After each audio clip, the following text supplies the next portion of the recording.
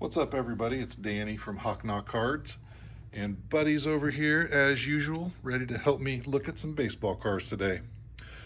So, this video is adding my George Brett collection to my Frank White collection. If you watched my Frank White collection video a few videos ago, I told you about how I collected every single Frank White card in existence, just about, and I put it in this top loader binder.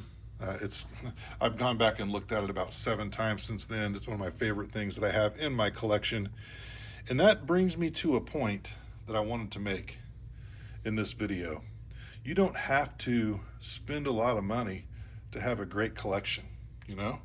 Just collect what you like.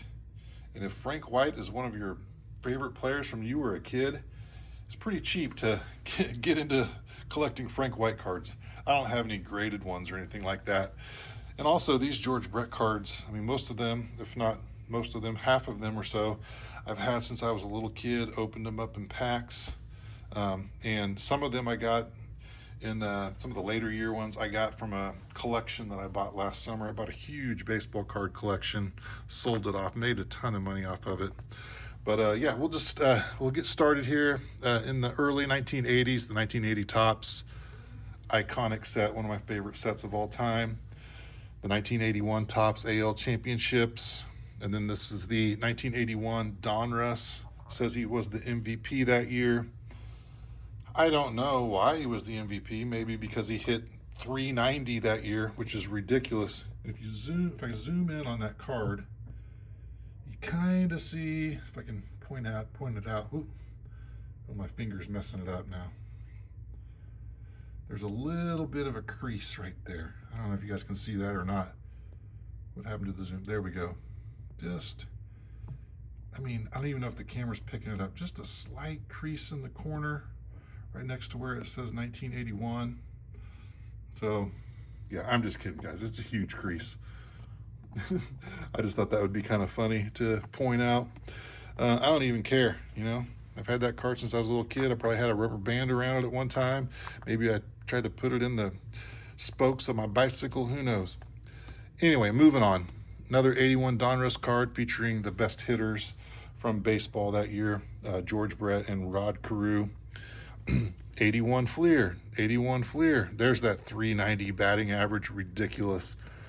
Don't know what year that is. 82 Topps or 83 Topps. Another one right here with Larry Gura, one of the best pitchers the Royals had at the time. 82 Fleer. I like that card. Look at that pose. Kicking up some dust. About ready to field a ground ball. Yeah, pretty cool card. Moving on. Okay, the GB5 Spot Built. If you were a kid growing up in the early to mid 90s like I was, or 80s like I was, you probably played baseball. And if you grew up in Kansas or in the Kansas City area, you probably had a pair of Spot Built GB5 cleats. I mean, that's just what everybody had. You had to have them. I remember getting them every year for about 3 or 4 years straight, and each time they came with a baseball card. I don't know what happened to my other ones, but I do have that one. It's in really good condition. I think it's from 1982, so pretty cool baseball card. Then we have the Diamond Kings George Brett from the 82 Donruss. Excuse me, some 84 Fleer. And then I just kind of quit going by year. I just went by eye appeal, whatever looked best. So I have some more Topps cards right here.